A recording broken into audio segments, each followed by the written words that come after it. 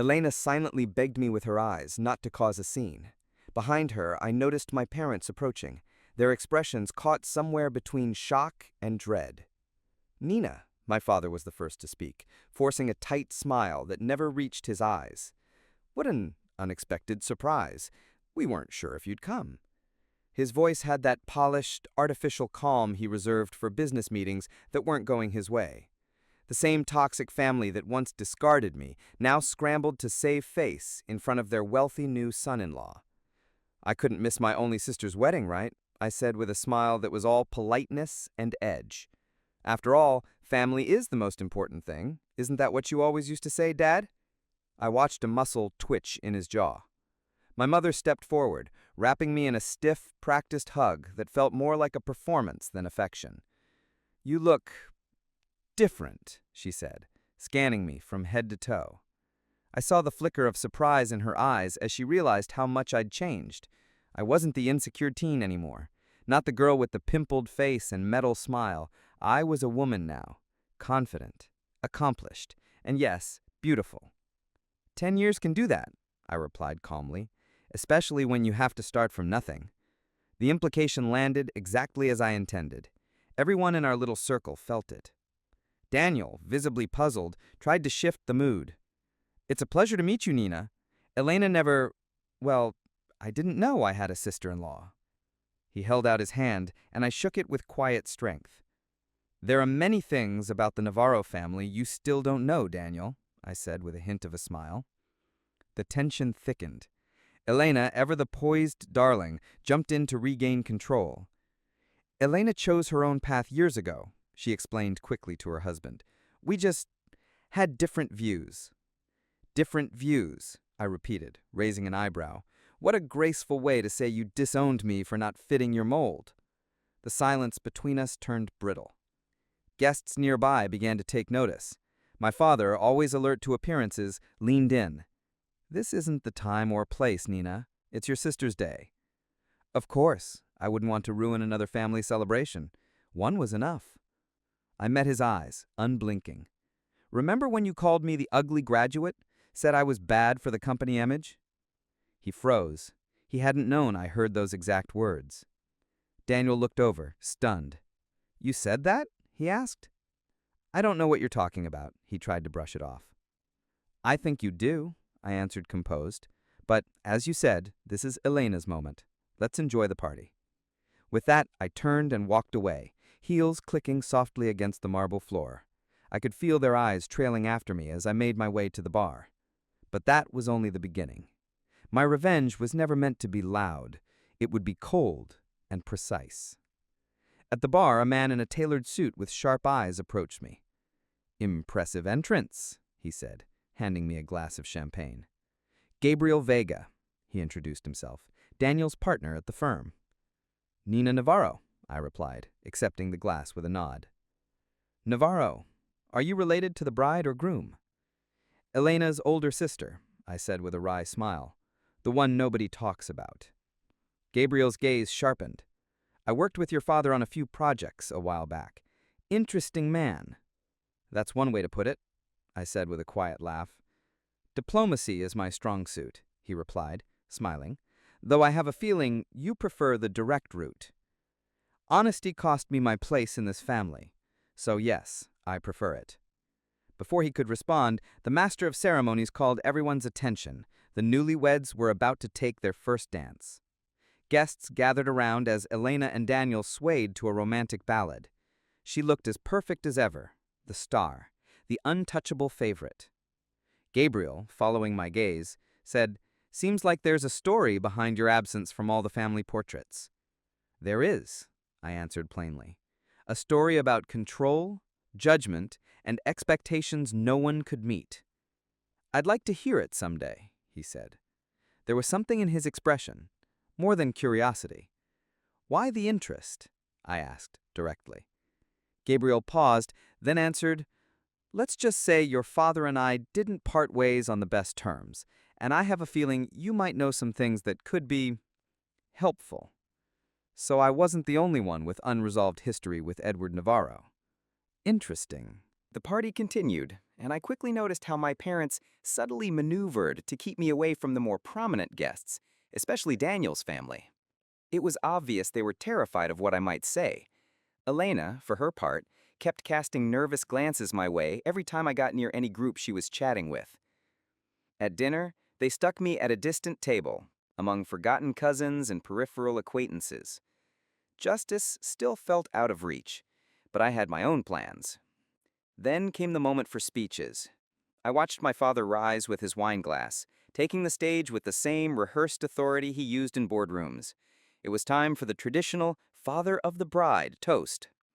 "Dear friends and family," he began, his voice polished and performative, "today is one of the happiest days of my life, seeing my daughter, Elena, my greatest pride, join her life with Daniel." As he droned on with his cliches about family, love, and fatherly pride, I felt heat rise in my chest. The same man who once cast me out for not being presentable enough, now preaching about love and loyalty? When the applause faded, the master of ceremonies stepped up. "And now, if any friends or family would like to share a few words with the newlyweds."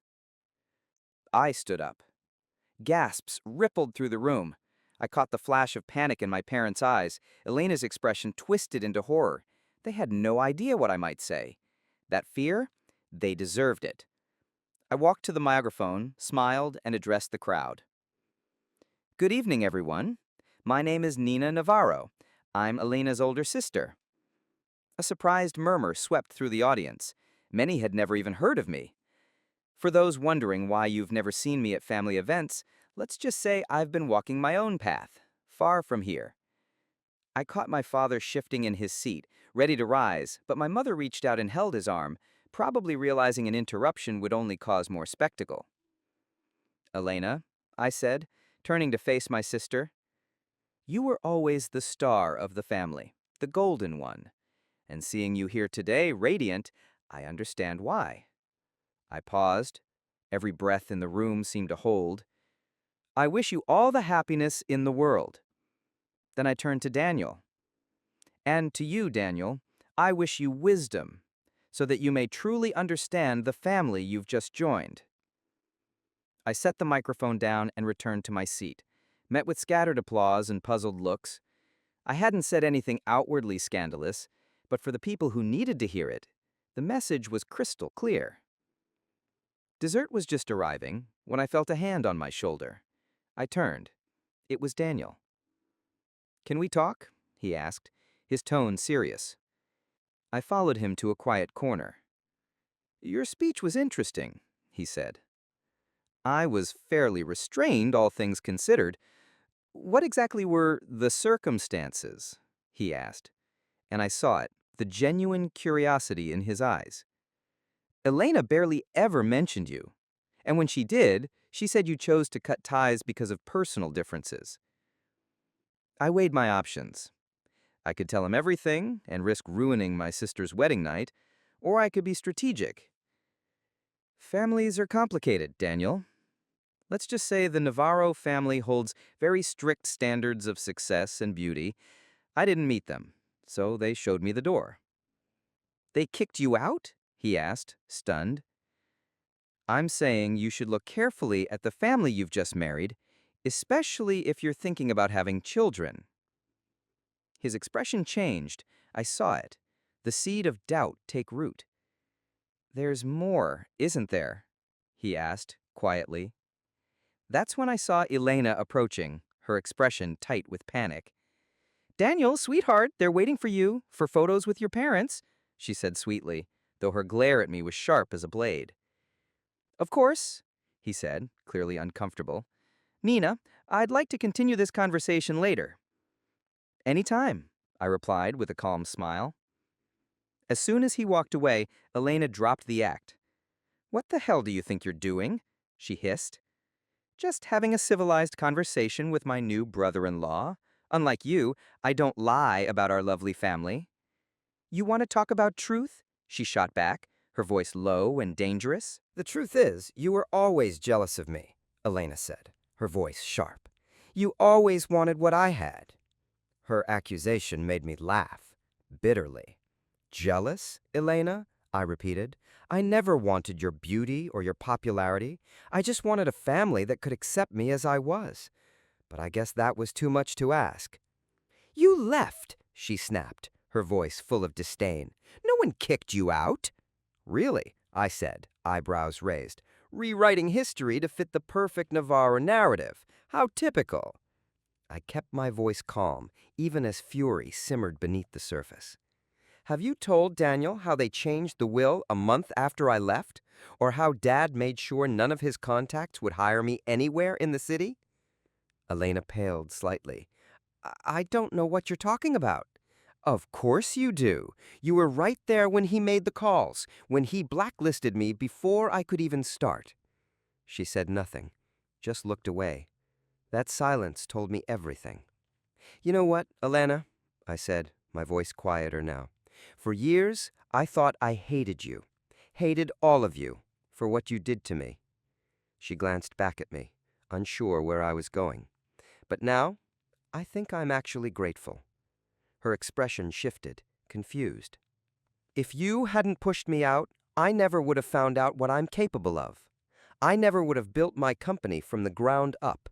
I never would have learned what real success feels like, earned, not given. Company? She asked, and I caught the flicker in her eyes. Curiosity, or was it envy? Financial consulting, I said smoothly. We advise several firms that compete directly with Dad. In fact, we played a key role in last year's acquisition that nearly crushed his Monte Plata project. Elena's eyes widened in recognition. That project had been one of my father's most humiliating failures, and now she knew I'd been behind it. That was your revenge? She murmured. That, I corrected, was business. Revenge is still in progress. Before she could speak again, Gabriel approached, ever timely. Sorry to interrupt the family moment, he said, with a smile that wasn't sorry at all. Nina, would you grant me this dance? I took his hand, leaving Elena behind, silent, stunned, and visibly shaken. On the dance floor, Gabriel guided me with practiced ease. It seems your family reunion is getting intense, he remarked. 10 years of silence and betrayal can't be smoothed over with a polite conversation. Your father seems especially rattled, Gabriel observed. He hasn't stopped watching us. I turned discreetly. Sure enough, Edward Navarro's gaze was locked on us, his jaw tight with concern and anger. What exactly happened between you and my father? I asked. Gabriel smiled faintly. Let's just say Edward has a habit of taking other people's ideas and disposing of them once they've outlived their usefulness. His words echoed too closely to my story. Sounds familiar, I said. You knew him well. I was his protege for 3 years, until I developed a real estate investment model he passed off as his own to the board. When I called him out, he fired me. Irreconcilable differences, he said. Getting rid of those who don't fit the plan, his signature move. As we danced, I noticed Daniel watching us from across the room, his expression unreadable. When the music ended, Gabriel escorted me toward my table. But before we got there, Daniel stepped into our path. Nina, I'd like to introduce you to my parents, he said, formally. The gesture caught me off guard, and clearly wasn't part of my father's plan. I saw my mother whisper something frantically to my father, who quickly excused himself from a conversation and started toward us. It would be a pleasure, I replied to Daniel, ignoring my father entirely. Daniel led me to a nearby table where an elegant couple was chatting with other guests. Mom, Dad, he said, gaining their attention, I want you to meet Nina Navarro, Elena's older sister. Frank Ruiz, the towering patriarch and real estate mogul, studied me with interest as he extended his hand. I didn't know Elena had a sister, he said bluntly. That seems to be the theme of the night, I replied with a composed smile. Nina has been absent from family gatherings for some time, my father interjected, having just arrived. His tone was polished, but I could hear the strain behind it. 10 years, to be exact, I clarified, since I chose to pursue my own path in business. Business? Frank asked, now clearly intrigued. What do you do, Nina? My father tried to steer the conversation away. Nina was always the rebel of the family. he said with a rehearsed laugh. She chose to abandon the family business in favor of other pursuits. I'm the founder and CEO of Altus Consultants, I replied directly to Frank, pointedly ignoring my father's interruption. We specialize in financial restructuring and strategic acquisitions. Recognition lit up in Frank Ruiz's eyes. Altus, the same firm that advised the Torres-Mendoza merger last year? The very same, I confirmed, letting the pride show in my voice. Frank looked at me with fresh respect. That deal reshaped the entire southern real estate landscape. Impressive work. Thank you, I said smoothly, savoring the barely concealed shock and growing discomfort on my father's face. Trying to reclaim control, my father added with a strained chuckle, Nina has always been ambitious, though I never imagined she'd get so far without family backing. Sometimes, Edward, Frank replied, his gaze steady. The brightest talents only thrive when they're allowed to fly free. Then, turning to me, he said, I'd love to explore potential partnerships, Nina. My firm is preparing to expand, and I think your expertise could be a great fit. It would be my pleasure, I said, offering him my business card, right under my father's stunned gaze. The conversation flowed naturally after that, and with every sentence, it became clear. Frank Ruiz, a man deeply respected in the industry and now part of my extended family, was thoroughly impressed. The humiliation I once endured was quietly transforming into something sweeter than revenge. Justice, earned and witnessed by those who once dismissed me. Later, Michael pulled me aside. I don't get it, he said, confused. You're clearly successful, admired. Why does your family treat you like some kind of hidden scandal? It was the moment of truth. I could end the charade now, complete my revenge by telling him everything. Michael, I said carefully, the answer to that question could change how you see your new family. Forever. Are you sure you want to hear it? Tonight, of all nights. He hesitated, but then nodded. I need to know what I've stepped into. I drew a steady breath. I was disinherited and cast out for a reason that'll sound ridiculous to you. I wasn't attractive enough, at least not by my father's standards. His face twisted in disbelief. My father built his empire on appearances. Everything had to be perfect. Elena, with her beauty, was his prized showpiece. I, with my acne, braces, and awkward teenage body, was an embarrassment. Michael looked horrified. That's inhuman. I continued. The night I graduated, I overheard my father call me the ugly graduate, said I didn't reflect well on the company's image. When I confronted him, he didn't deny it. He said I didn't belong in his vision for the family. A month later, I found out they'd altered the will to erase me. I watched as the truth settled in his expression. Piece by piece, the silence, the omissions finally made sense. Did Elena know? He asked. Elena's always done what Dad told her to do, I said quietly. She never defended me, never reached out. For them, it was simpler to pretend I never existed. Michael ran a hand through his hair, visibly shaken. I can't believe I got married without knowing something this huge about my wife or her family. And that's when it hit me. Revenge wasn't about burning everything down. True justice was owning my story, reclaiming it, making it known, letting the fallout speak for itself. I didn't come here to ruin your wedding, Michael, I told him honestly. I came to take back my voice, to show them they didn't break me.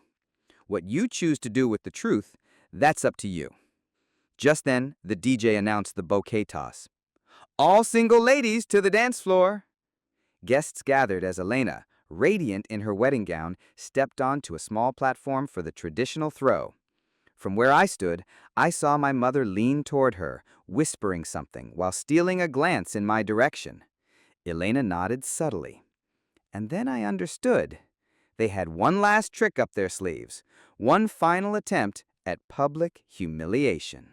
With a bouquet in her hands, Elena stood poised on the platform. Nearby, Gabriel approached, handing me a glass of champagne. Not feeling the urge to dive into the ritual of romantic desperation? He asked with a playful grin. I think I'll sit this one out, I replied, watching the crowd gather. I have a strong suspicion that bouquet has been programmed to avoid me at all costs. From her elevated spot, Elena scanned the group of eager single women. When her gaze briefly met mine, I recognized that smile. Calculated, smug. The same one she used to wear whenever she was about to get exactly what I wanted. Across the floor, my mother nodded subtly, complicit. "Family traditions are fascinating," Gabriel said, observing the exchange, "especially when they come layered with hidden meanings." "In the Navarro family," I replied, "nothing is ever casual. Every look, every word, every exclusion, intentional." Elena turned back around and theatrically launched the bouquet. The group beneath her reached up, laughing, shrieking with excitement. With near surgical precision, she tossed it directly into the arms of a young woman who bore a striking resemblance to Daniel, likely his cousin. Another symbolic gesture, subtle but unmistakable, to me at least.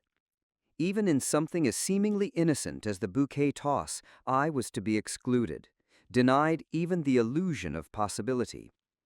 "Predictable," I murmured.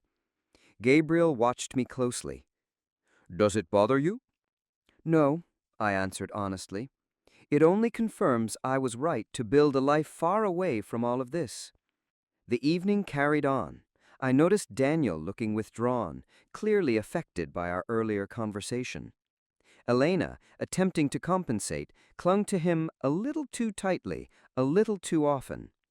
Meanwhile, my parents, sensing a disturbance they couldn't quite control, doubled their efforts to keep the newlyweds preoccupied, organizing photo ops, pulling them into introductions and orchestrated moments.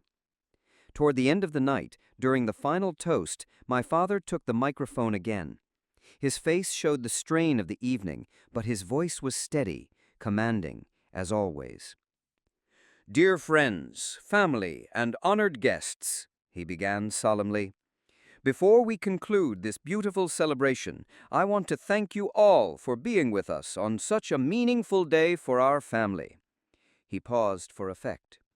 "As a father, there is no greater pride than seeing a daughter come into her own and find true happiness. Elena has always embodied the values that define the Navarro family: beauty, grace, intelligence, and dedication." Each word was a veiled weapon, sharp and intentional. The message was clear. Elena was everything I wasn't, everything I had never been allowed to be. At least, not in their eyes.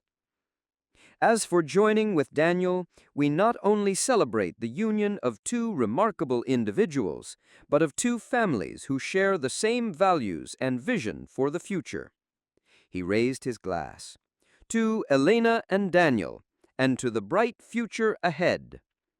The room applauded, glasses clinked. But as the applause faded, something unexpected happened. Frank Ruiz, Daniel's father, rose to his feet with his glass held high. "I'd like to say a few words," he announced, his voice calm but commanding. "This evening has been illuminating," he started, eyes fixed on my father. "I've learned that appearances can be misleading, and that sometimes a family's greatest assets are hidden, or worse, deliberately dismissed." A wave of murmurs passed through the crowd. My father stiffened visibly. "In addition to celebrating the union of our children, I'm also pleased to announce the beginning of a professional collaboration with a brilliant businesswoman I had the privilege of meeting tonight. Curiously, one who also belongs to the Navarro family." He turned toward me. "Nina, your insight and accomplishments at Altus Consultants are exactly what Ruiz Holdings needs for our upcoming expansion." A breathless silence fell over the room. Every eye turned to me, including my parents, whose expressions had twisted into a perfect storm of horror and disbelief. "It would be an honor to work with you, Mr. Ruiz," I said clearly, my voice steady and proud. "The honor is mine," Frank replied, eyes now back on my father. Sometimes the most valuable gems are the ones people fail to recognize until it's too late. The final blow was delivered. Edward Navarro, my father, looked pale, as though the floor had vanished beneath him.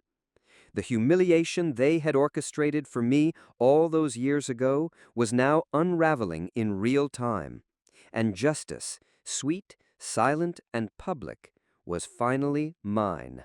As the guests began to disperse, my mother approached with a tight smile. "Nina, dear, what a wonderful surprise you gave us tonight," she said, her tone laced with artificial warmth. "You and your father always believed you had potential." "Please, Mom," I said calmly, "spare me the performance.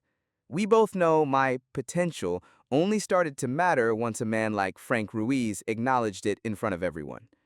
"That's not fair," she objected weakly. "We always loved you. You chose to walk away."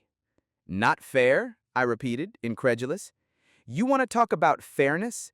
Like rewriting the will to erase me from the family? Or how Dad ensured no local firm would hire me so I couldn't even start over?" My mother dropped her gaze, unable to meet the weight of the truth. "Your father only wanted what was best for the family business," she murmured. "You mean what was best for his ego," I corrected. "But you know what? I thank him for it now. If he hadn't rejected me so completely, I never would have found my strength." At that moment, my father joined us. The confidence that usually cloaked him like armor was now replaced by something unfamiliar. Calculation. Concern. "Nina," he began, his tone carefully measured, "I have to say I'm impressed." "No, Dad," I said quietly. "You're not impressed. You're alarmed. You're afraid my partnership with Frank Ruiz could hurt your business. You're afraid that the dirty little secrets you've kept for years might finally come out." "I don't know what you're talking about," he replied, his jaw tightening. "Don't you?" I asked. "What about the way you stole Gabriel Vega's investment system and passed it off as your own? Or how you manipulated the Monte Plata contracts to maximize profits at the expense of smaller investors?" He paled. "How do I know?" I finished for him. "Because I've been following every move Martinez Capital has made for the last 10 years. Every shady acquisition. Every under-the-table deal. Did you really think it was a coincidence I was part of the team that nearly tanked your Monte Plata project?" My father stared at me, not as the failure he once cast out, but now as something far more threatening. A worthy adversary. "What is it you want?"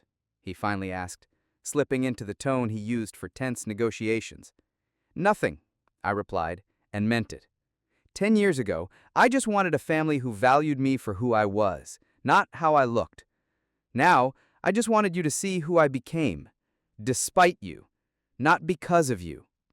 My mother, who had been quietly observing, tried to soften the moment.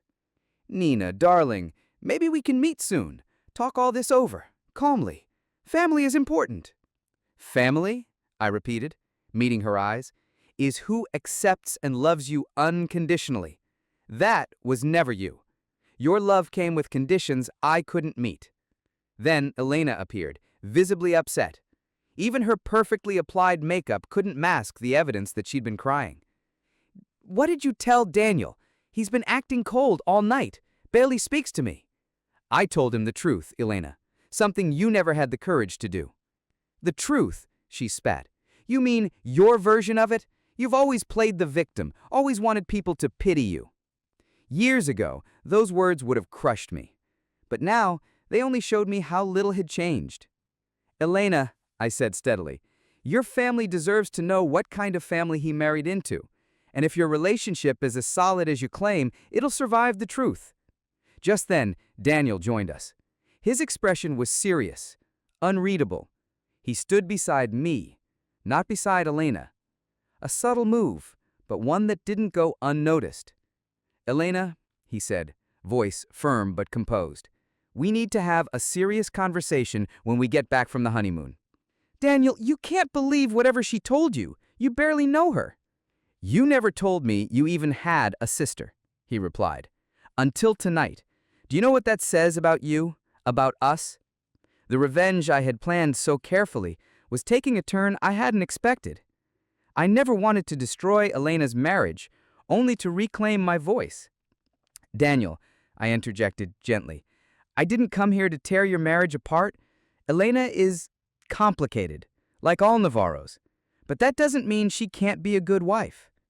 My defense took everyone by surprise, especially Elena, who stared at me, visibly thrown off balance. What my family did to me was cruel, but every person here has to take responsibility for their own choices. My father and mother made deliberate decisions to exclude me. Simply went with the flow, I said quietly, just like she always has. My father, ever alert to preserving appearances, stepped in quickly. I think this isn't the right time or place for family matters, he said sharply, glancing around. Guests are still watching. Always so concerned with what others think, I commented dryly.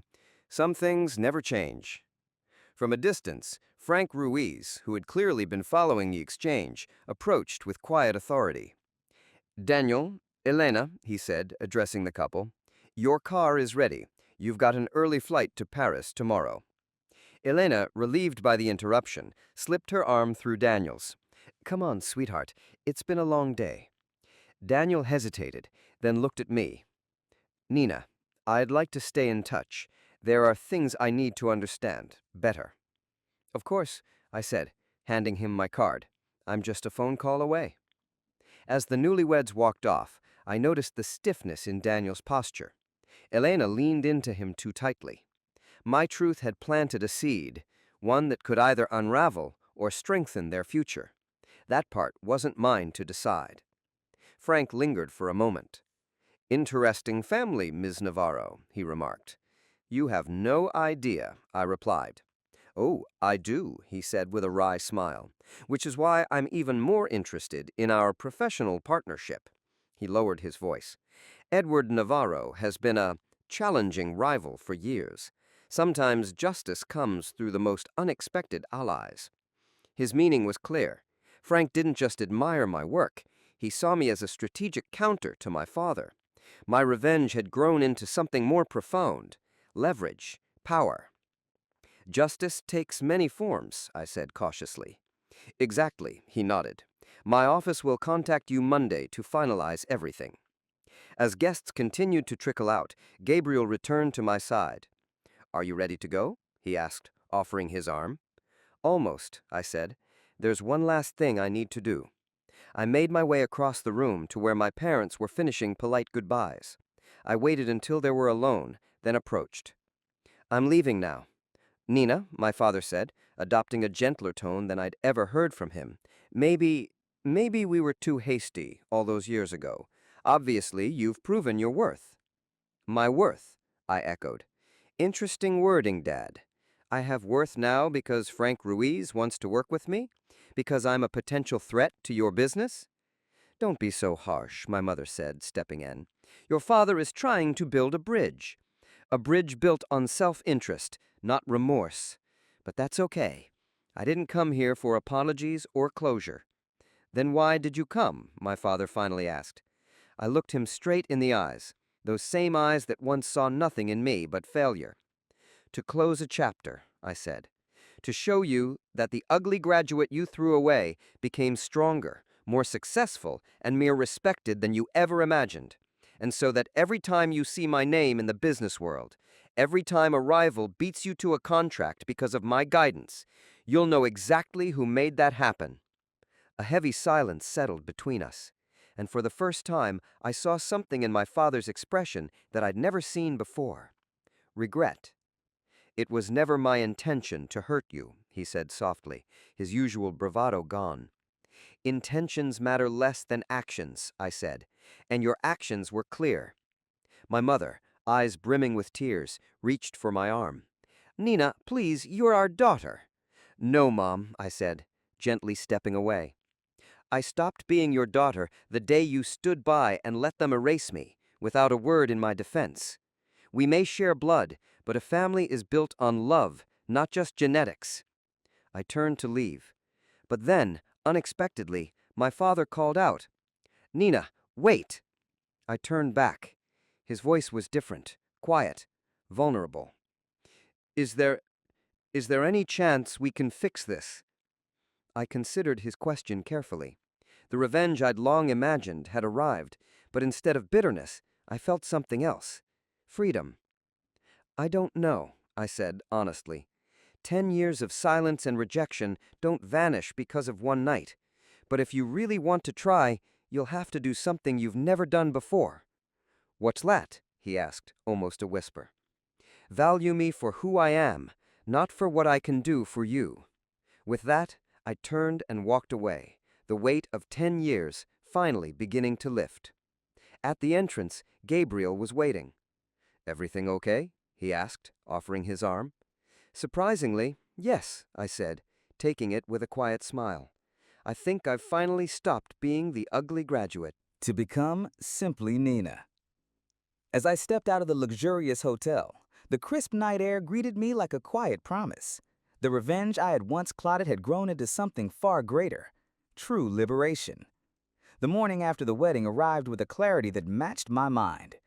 While sipping coffee on the terrace of my hotel suite, scrolling through emails on my laptop, I felt a lightness I hadn't known in years. The revenge I'd carried like armor had shed its weight. What remained was something deeper, personal vindication, and no one could take that from me. My phone vibrated. "Gabriel, breakfast? I have info that might interest you. Monte Plata." I smiled. Gabriel Vega had proven to be much more than a circumstantial ally on a night filled with confrontation. His insider knowledge of my father's business could become a powerful advantage in the next chapter of my career. We met at a small cafe far from the Navarro family's usual orbit. Gabriel was already there, polished even in casual wear, sipping espresso and scanning documents. "Good morning," I greeted, taking the seat across from him. "This better be good. Not everyone gets me out of bed on a Sunday." Gabriel smirked as he shut his briefcase. "Trust me, it's good. But first, how are you feeling after last night? It's not every day you walk through 10 years of family betrayal." "Surprisingly free," I admitted. Like I dropped a weight I didn't even realize I was still carrying.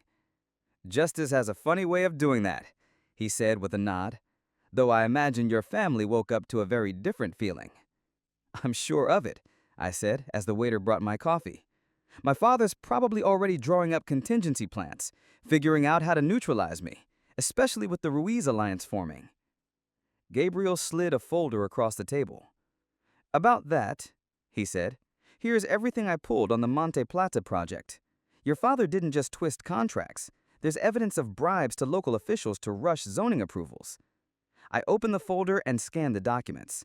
The contents were explosive, clear proof of misconduct that could not only stain Navarro Investments' reputation, but trigger legal consequences.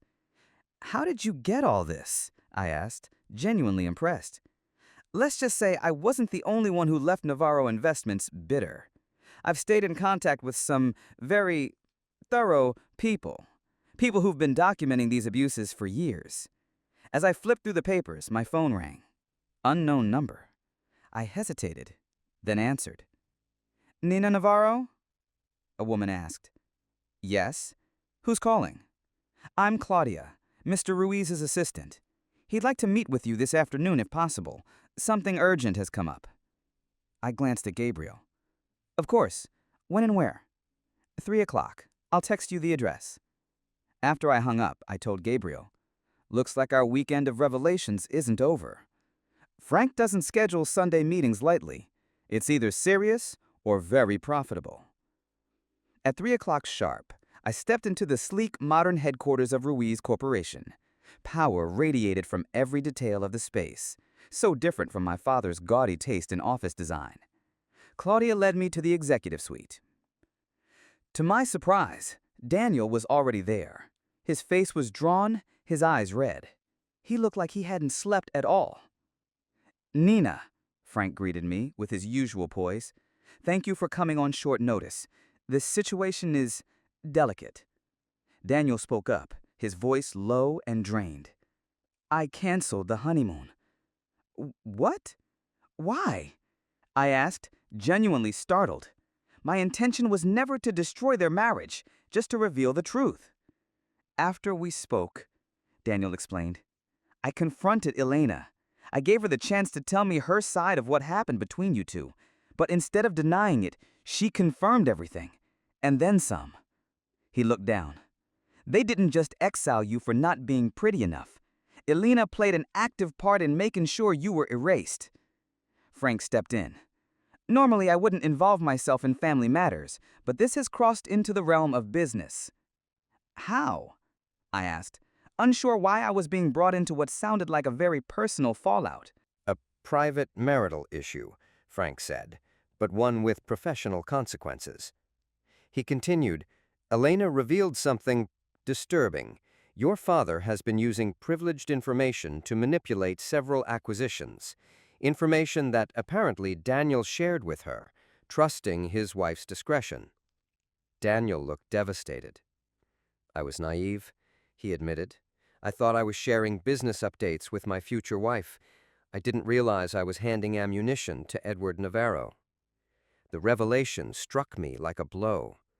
My sister hadn't just stood by while I was erased from our family. She had now betrayed her own husband's trust in order to serve our father's ambitions. The Navarro legacy at its peak, I murmured under my breath. Exactly. And now we have a serious problem. Sensitive strategy information about our next expansion is in your father's hands. If leaked, it could compromise millions in investments. And what does this have to do with me? I asked, though I was already piecing it together. We need your help, Frank replied plainly. Your understanding of how Edward operates, combined with your expertise in financial crisis mitigation, could be crucial. You know his tactics, his patterns. And you, Daniel added, are the only family member who's shown any integrity in this mess. The irony was heavy. The same people who once dismissed me were now facing the fallout of their own deception. And I, the exile, was being asked to step in as the savior. I understand the gravity of the situation, I said slowly. But I have to ask, what happens to Elena? She's still my sister. Daniel turned to the window, not meeting my eyes. She's at your parents' house, he said. I asked her to take some time, to think about our marriage, about everything. And the legal side? I asked, turning to Frank. We're evaluating our options, he said. But if we confirm she knowingly shared proprietary information, we won't hesitate to take legal action. A chill passed through me. This was beyond anything I had imagined when I envisioned revenge. It wasn't just symbolic retribution anymore. It was real, and it could devastate the very people who once shut the door in my face. I need time, I said at last. This goes beyond a business partnership. Frank nodded. Of course, but don't take too long. In our world, hours matter, especially when information's already out. I left the office with a mind in turmoil. On one hand, it was justice, the poetic kind, public and undeniable. But on the other, did I really want to be the architect of my family's collapse? As if summoned by fate, my phone rang again. This time, the number was familiar, one I hadn't seen in over a decade. It was my mother. Nina, she said, her voice weak and almost unrecognizable. We need to talk. It's an emergency. Something in her tone struck me. Genuine panic. What is it? I asked cautiously. Your father, she said through shaky breath. He had a heart attack. He's in the hospital. The world paused for a second. Despite everything, the news hit harder than I expected. Is it serious? I asked, my throat tight. The doctors say it is. He's stable for now, but he's been asking for you. Her words stunned me. The man who erased me from his life now wanted me by his side. I'll come, I said simply. The hospital they had brought him to was, ironically, the same place where I had been born 32 years ago. Walking through its sterile corridors, I felt the full weight of the decision ahead of me. Forgive? Deliver the final blow? Or just close the circle and move on? In the waiting room, I saw Elena, her makeup smudged, her posture small and broken. When she saw me, she stood, hesitantly, uncertain whether to come closer or keep her distance. "She came," she whispered, addressing my mother, who sat silently in the corner. My mother approached me, and in the harsh hospital lighting, she looked a decade older than she had the day before. "Thank you for coming," she said, gently taking my hands. "It means so much." "I didn't come for you," I said honestly. "I came because, despite everything, he's still my father." Elena turned her eyes away. "Daniel told you everything, didn't he?" "Yes," I said quietly. "Though I still don't understand, Elena. Why? Why betray your own husband's trust?" "Dad asked me to," she whispered. "He told me it was crucial for the company's future. He said it was my duty as a daughter." "And you've always done your duty, haven't you?" I said, not cruelly, just acknowledging the truth. Tears began to fall silently down her cheeks. "I'm sorry, Nina. I really am. I was a coward. I was selfish. I never—" Miss Navarro, a doctor interrupted, approaching us gently. "Your father is awake. He's asked to see you. Only you." The hospital room was dim, lit only by the soft glow of the monitors tracking his vitals. Edward Navarro, the man who had always projected an image of indestructible control, now looked small beneath the sterile white sheets, tubes and wires tethered to his body like fragile lifelines. "Nina," he whispered when he saw me, his voice a ghost of what it once was, commanding, certain, impenetrable. Now it barely carried. "You came?" "Yes, Dad," I said, sitting in the chair beside his bed. "I'm here." A heavy silence settled between us. 10 years of abandonment, rejection, and pain don't vanish, not even in the shadow of death. "The doctors think I'll pull through," he said after a pause. "But this was a wake-up call." I nodded, unsure how to respond. A part of me still felt like the wounded girl who had craved his approval. Another part was the woman who had risen from the ashes of his rejection. "Nina," he said with effort, "what I did to you, what we did to you, it was unforgivable." The words startled me. In 32 years, I had never once heard Edward Navarro admit a mistake, let alone apologize. "Why now?" I asked, wary. "Because you're lying in a hospital bed, or because I've become a threat to your business?" He closed his eyes briefly, as if the question caused him physical pain. "I deserve that," he said softly. "Your distrust, your resentment, I've earned it." He exhaled heavily, and then continued. "Last night, after you left the reception, I argued with Elena. She told me about Daniel, about the information she gathered for me. And something in me broke. I saw clearly what I'd made of our family, what I'd become." His gaze, glossy with emotion, searched mine. "The pain in my chest started then, Nina. I think my heart finally broke. For real." I tried to hold my composure, to keep the armor I had carefully built intact, but his words were sharp, and they found the cracks. "My entire life, I built an empire on appearance, image, prestige, perfection. It was all I cared about. And in doing so, I lost you." A single tear slipped down his cheek. "When Frank Ruiz praised you last night, I didn't feel threatened. I didn't feel fear. I felt pride. Pride I didn't deserve, because your success, your brilliance, has nothing to do with me. You rose in spite of me."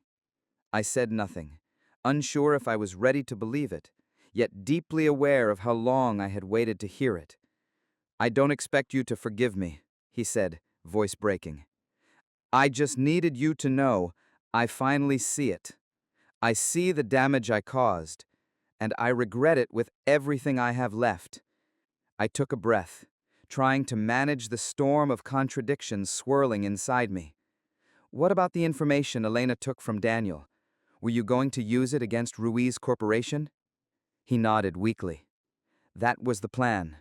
But after last night, I told Elena we wouldn't touch it, that it's time to do things differently, with integrity. And she believed you? I asked skeptically. No, he admitted, with a faint, sad smile. Too many years of seeing we lie and manipulate. That's why she told Daniel everything this morning. She wanted to protect him, from me. That revelation startled me. Elena had finally made a different choice, a painful one, but honest. She's devastated. She's terrified she'll lose him. She might, my father replied. I raised her to value image over truth, power over principle. Now, she's paying for the lessons I taught.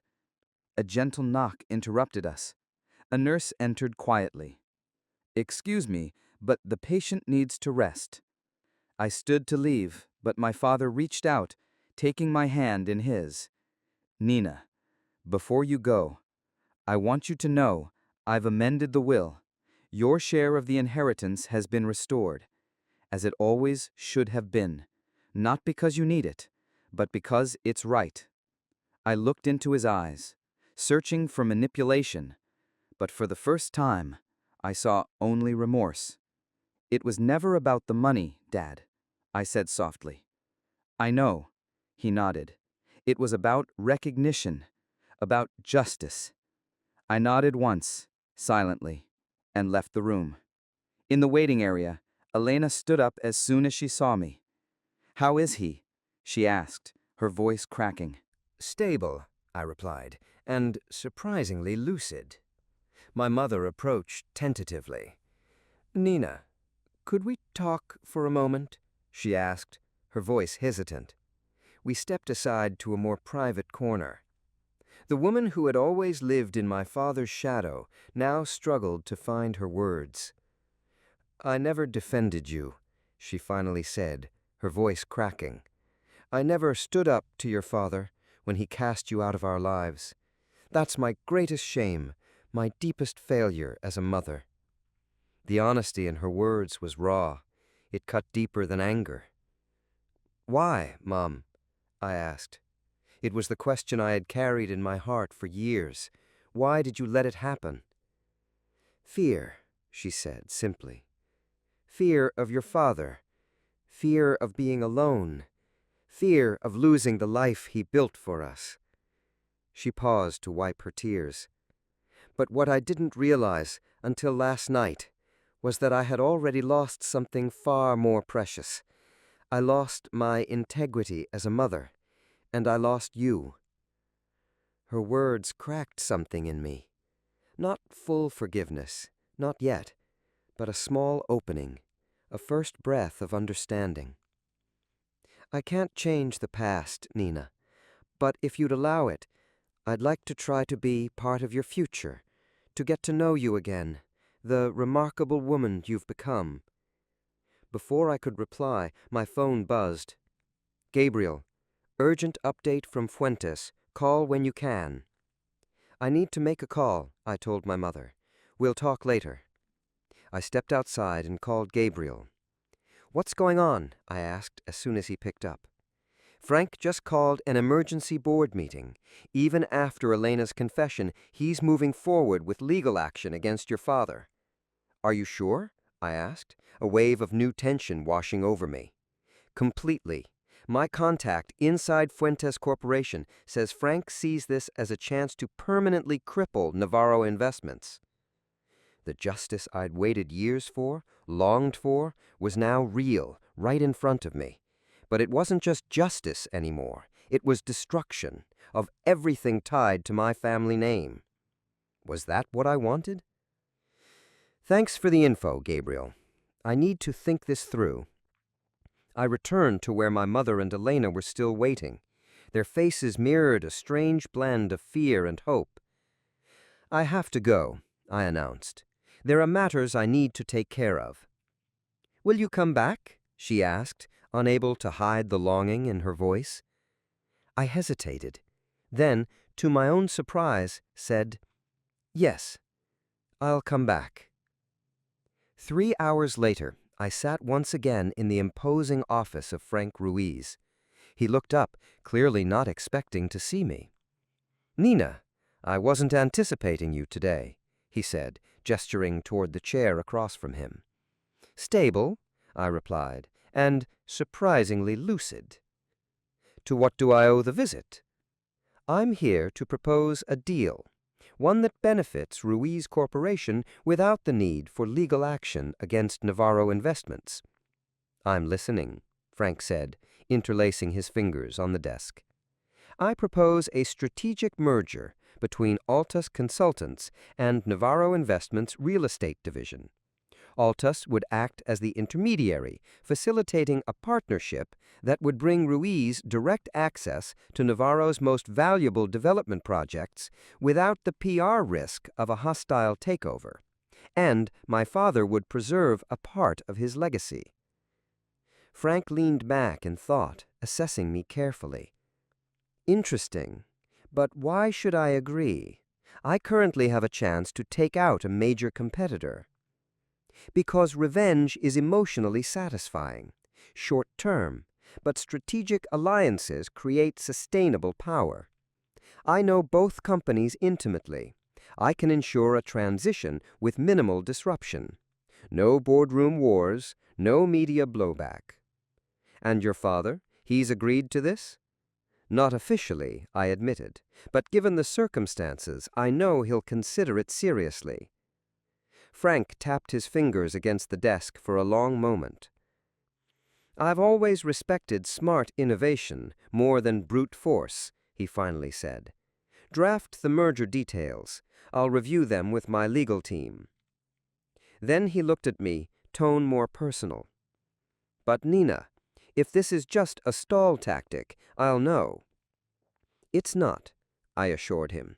"It's a real solution, one that includes a way forward, even for Daniel." At the mention of his son, Frank's expression softened slightly.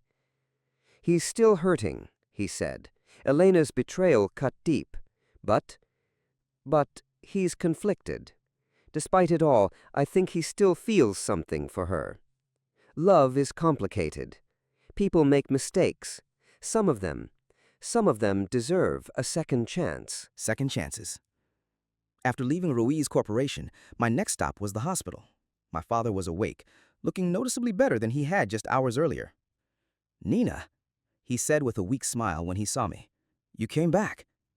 "I told you I would," I replied, sitting beside him. "And I've brought a business proposal." I explained the merger plan in detail, our three-way strategic alliance. As I spoke, I saw something shift in his eyes. It was more than just interest. It was the look of a man seeing his daughter clearly for the first time, professional respect laced with personal regret. "It's brilliant," he admitted when I finished. "Elegant. It protects the company without sacrificing its future." He paused, studying me with something close to awe. "You were always the sharpest mind in the family, Nina.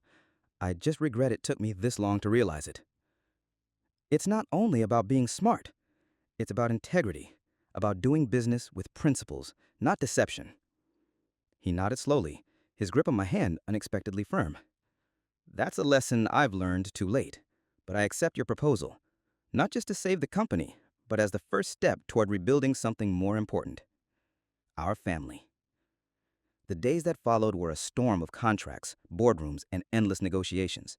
Gabriel was an invaluable ally, offering his insight and network to help structure the merger. Against all odds, it worked. Both sides saw the long-term value in our alliance. A week later, while I was reviewing final documents in my office, someone appeared at the door. "Sorry for dropping in," Elena said quietly, standing in the doorway. "Your assistant let me through." I invited her to sit. She looked tired, hollow with dark circles beneath her eyes, the flawless Elena finally showing her humanity. "Daniel and I are in couples therapy," she said after a pause. "He says he wants to try, but it's going to take time to rebuild trust." "I'm glad," I replied sincerely.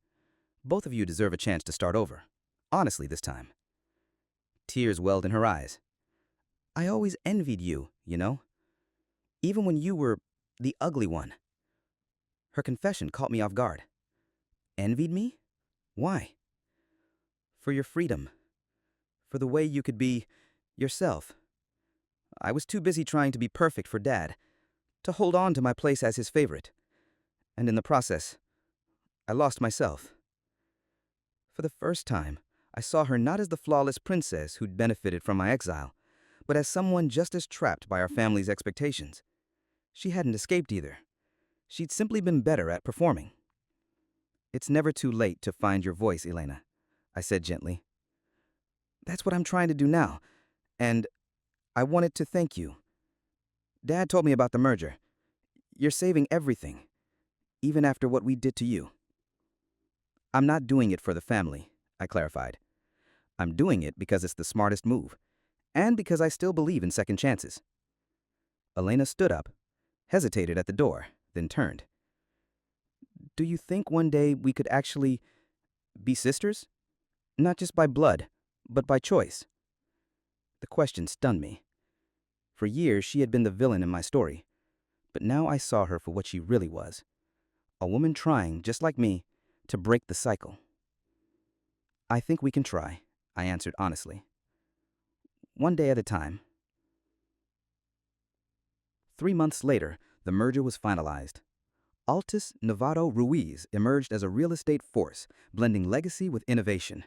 My father, fully recovered, stepped into an advisory role, the first time he'd ever accepted being in the background. Our family dynamic remained a work in progress. Awkward meals slowly transformed into meaningful conversations. Old wounds began to heal, not completely, but enough. Scars remained, as they should. They were reminders of what had been. One afternoon, I received a call from Daniel. "Nina," he said without preamble, "I just wanted to thank you, personally. The merger has been a tremendous success. My father hasn't stopped praising your strategic mind." "I'm glad it's working. It's not just business, it's personal too. Elena, she's changing. The therapy is helping. We're rebuilding something real, just like you said." "I'm happy for you both," I said, and I meant it.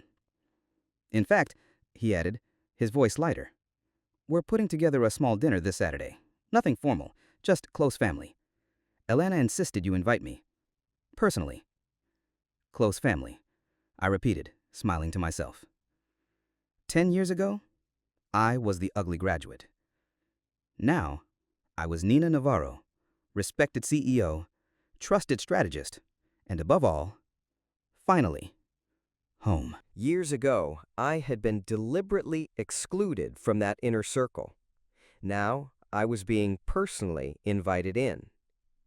"Will you come?" Daniel asked. "It would mean a lot. To all of us." I thought of the girl I used to be, the insecure, unwanted graduate my father had dismissed. I thought of the woman I had become, one who had not only built her own success, but had learned to offer second chances. "Yes," I finally replied, "I'll be there." After I hung up, I turned to the window in my office, gazing out at the skyline. The revenge I had imagined for so long had morphed into something far greater. Not retribution, but reclamation. The quiet power of rebuilding on my own terms, without letting the past dictate the rest of my story. I was no longer the forgotten daughter begging for approval. I was Nina Navarro, a woman who had carved her own path, found her voice, and forged her own definition of justice. On my desk sat a framed copy of Elena's wedding invitation, the very one that had opened the door again, a symbol of the day everything changed. Beside it was a recent photo: my father, my mother, Elena, Daniel, and me, standing together at the ribbon-cutting ceremony of our first joint development. No, we weren't the flawless image my father had once tried so hard to present to the world. We were imperfect, we were scarred, but we were healing. And maybe that, not destruction, but transformation, was the real revenge. Not just the reshaping of a fractured family, but the complete reinvention of myself. Some stories aren't just stories. They're mirrors, reflecting the pain we survive, the growth we earn, and the strength we discover. If this one moved you, help us continue telling the stories that deserve to be heard. Thank you, and take care.